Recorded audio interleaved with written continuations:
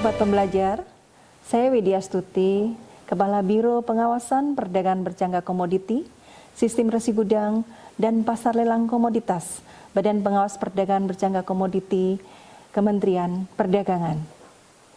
Kita tahu bahwa dasar hukum untuk sistem resi gudang ini meliputi Undang-Undang 9 tahun 2006 yang diamandemen menjadi Undang-Undang 9 tahun 2011 tentang sistem resi gudang dan Peraturan Pemerintah Nomor 36 Tahun 2007 yang diamandemen Peraturan Pemerintah Nomor 70 Tahun 2013 tentang pelaksanaan undang-undang dari sistem resi gudang.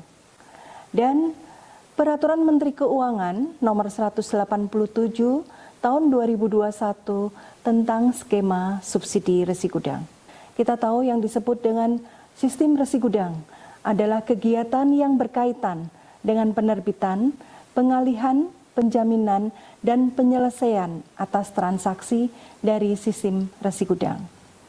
Dan resi gudang sendiri adalah dokumen atau bukti kepemilikan atas barang atau komoditi yang disimpan di gudang yang diterbitkan oleh pengelola gudang, di mana pemegang resi gudang adalah pemilik barang atau pihak lain yang diberi kuasa dalam pengalihan kepemilikannya.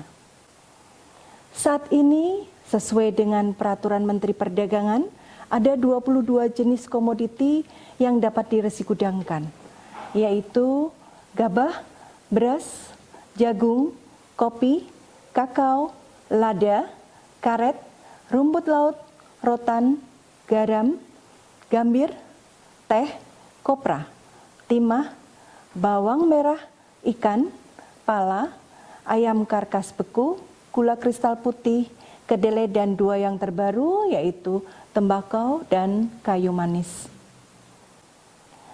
Nah, bagaimana kewajiban dari pengelola gudang? Ini ada di dalam Peraturan Pemerintah Nomor 36 Tahun 2007 yang diamandemen Peraturan Pemerintah Nomor 70 Tahun 2013, yaitu menyelenggarakan administrasi dan membuat perjanjian pengelolaan barang, mendaftarkan penerbitan resi gudang kepada pusat registrasi, menyampaikan laporan bulanan, triwulan, dan tahunan kepada Badan Pengawas Perdagangan Berjangka Komoditi.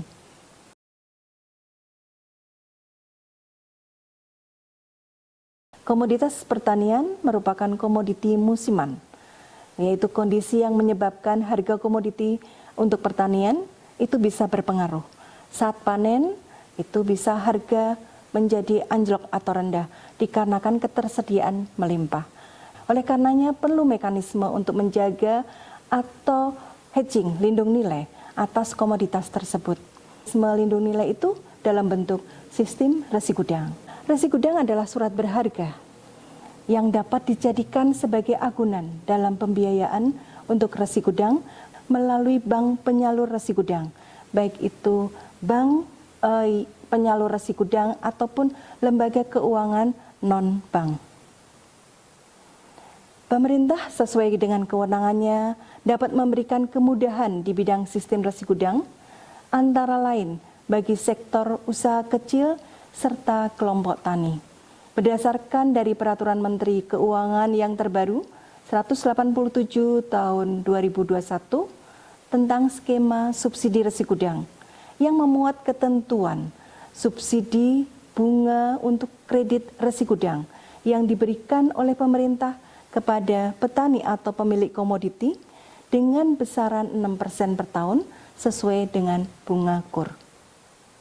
Diharapkan para petani ini akan mendapatkan pinjaman yang bersubsidi, membantu untuk memberikan keringanan di dalam mengoperasionalkan keperluan usaha tani dan nelayan dengan mengagunkan komoditas pertanian maupun hasil bumi dan lautnya. Sebagai alternatif pembiayaan bagi para petani nelayan pada saat pasca panen, saat harga jatuh. Yang kedua yaitu sebagai manajemen stok atau tunda jual.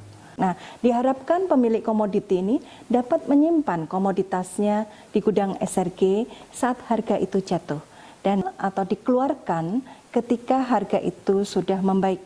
Manfaat yang ketiga yaitu untuk efisiensi rantai pasok, termasuk untuk memutus mata rantai dari para pengepul atau pengijon. Keempat, untuk stabilisasi harga komoditas, sehingga pemilik komoditi mendapatkan harga pasar yang wajar dan transparan.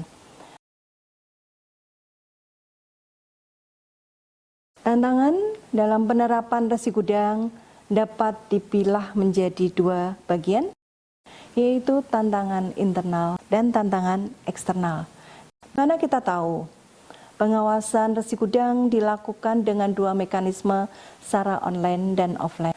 Untuk pengawasan online, ini kita melalui pengawasan dengan menggunakan CCTV yang kita pasang di gudang-gudang SRG di daerah.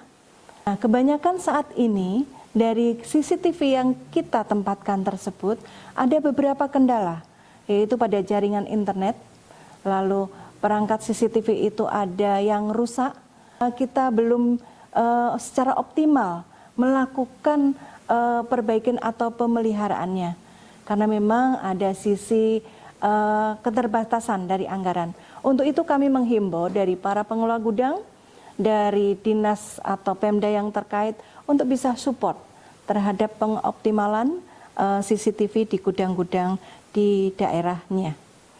Sedangkan untuk pengawasan offline, ini dilakukan dengan mengawasi secara langsung ke pengelola gudang dan ke kelembagaan lain, seperti lembaga penilaian kesesuaian dan pusat registrasi.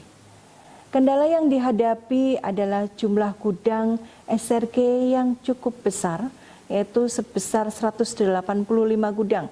Ini merupakan gudang yang dibangun oleh Kementerian Perdagangan. Untuk tantangan eksternal yang dipengaruhi oleh faktor luar, ini terutama dari adanya pihak pengelola gudang. Nah, ini pengelola gudang ini masih banyak yang perlu mendapatkan bimbingan atau asistensi secara teknis dalam penatausahaan dan pengelolaan gudang resi gudang.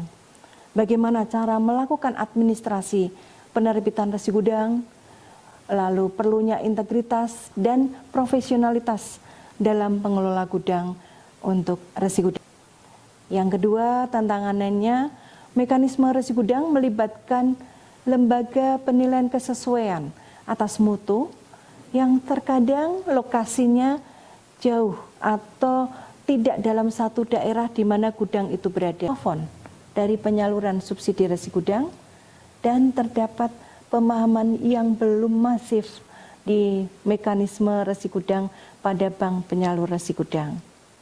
Jadi tantangan selanjutnya pada para pengepul atau para pengijon yang masih memberikan kemudahan dalam penyediaan dana cash atau tunai secara cepat yang dibutuhkan oleh petani atau pemilik komoditi, sehingga pemilik komoditi ini mengambil jalan pintas, lebih baik bertemu atau menjual komoditinya ke pengepul atau pengijon daripada menaruh komoditinya di gudang SRG. Yang kelima, kita tahu perlunya tantangan yaitu dukungan peran dari pemerintah daerah terhadap resi gudang, di mana daerah tersebut ada gudang SRG. Dan ini Pemda biasanya belum paham, belum optimal di dalam mensupport atau mendukung implementasi dari resi gudang.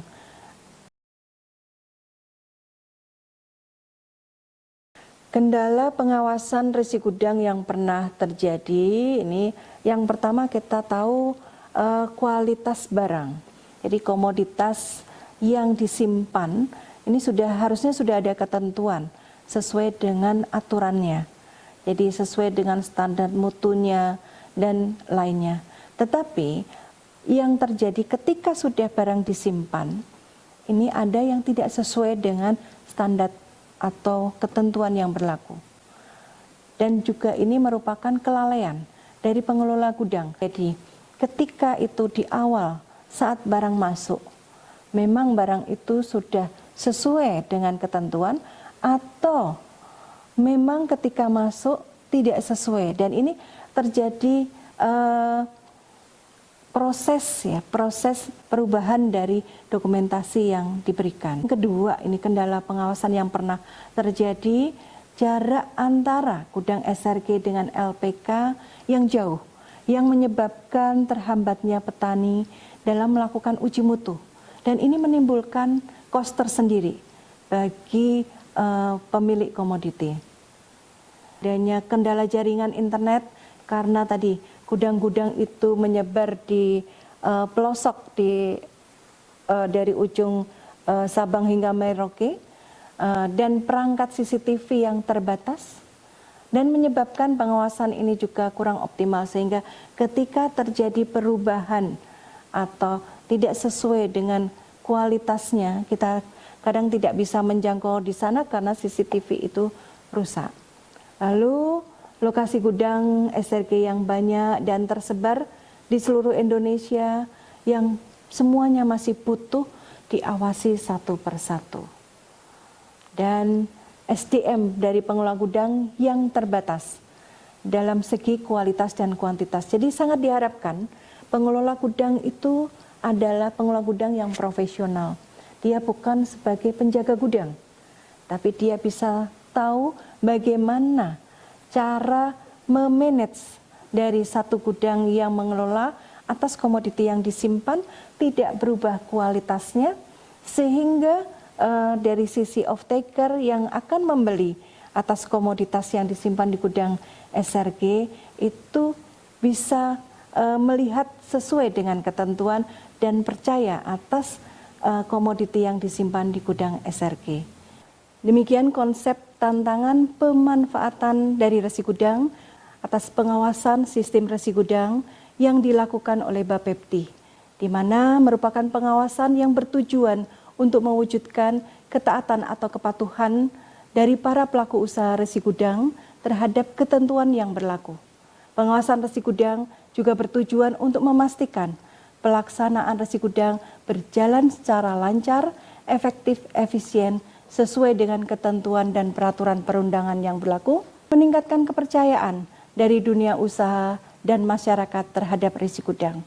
Untuk itu dibutuhkan sinergitas yang cantik atau yang apik dari semua stakeholder yang terkait. Dalam hal ini baik dari pemerintah daerah ataupun dari pengelola gudang, ada beberapa poin yang menjadi catatan, yaitu dibutuhkan pengelola gudang yang profesional. Yang kedua adalah adanya komoditi yang diresi gudangkan yang mempunyai manfaat oleh beberapa pihak yang terkait, adanya jaringan distribusi yang terselesaikan, jadi dari hulu dan hilir itu ada. Adanya kelengkapan dari kelembagaan yang mendukung adanya LPK yang dekat dan di daerah tersebut.